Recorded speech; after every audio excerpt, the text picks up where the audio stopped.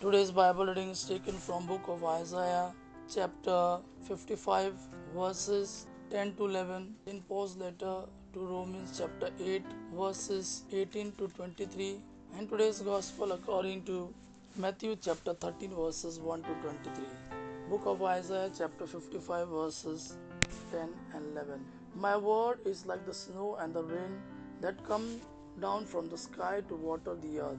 They make the crops grow and provide seed for sowing and food to eat. So also will be the word that I speak. It will not fail to do what I plan for it. It will do everything I send it to do. Today's second reading, St. Paul's letter to Romans chapter 8 verses 18 to 23. I consider that what we suffer at this present time cannot be compared at all with the glory that is going to be revealed to us. All of creation waits with eager longing for God to reveal His sons. For creation was condemned to lose its purpose, not of its own will, but because God willed it to be so. Yet there was the hope that creation itself would one day be set free from slavery to decay and would share the glorious freedom of the children of God. For we know that up to the present time all of creation groans with pain like the pain of childbirth. But it is not just creation alone which groans. We who have the Spirit as the first of God's gift also groan within ourselves as we wait for God to make us His sons and set our whole being free. Today's Gospel according to Matthew chapter 13 verses 1 to 23. That same day Jesus left the house and went to the lakeside where he sat down to teach.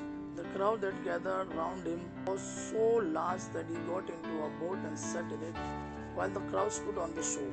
He used parables to tell them many things. Once there was a man who went out to sow corn. As he scattered the seed in the field, some of it fell along the path and the bird came and ate it up.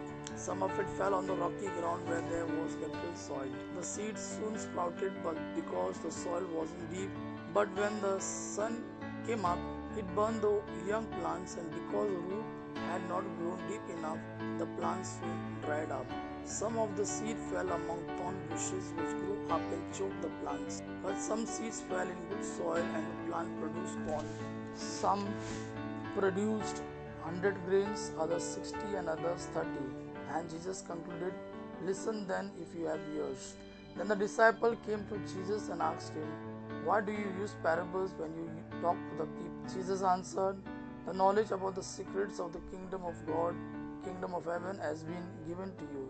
The knowledge about the secrets of the kingdom of heaven has been given to you, but not to them. For the person who has something will be given more, so that he will have more than enough.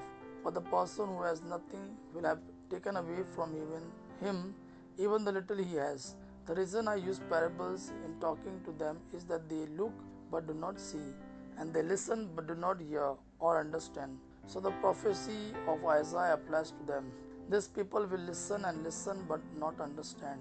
They will look and look but not see, because their minds are dull and they have stopped up their ears and have closed their eyes. Otherwise, their eyes would see, their ears would hear, their minds would understand, and they would turn to me, says God, and I would heal them. As for you, how fortunate you are! Your eyes see and your ears hear.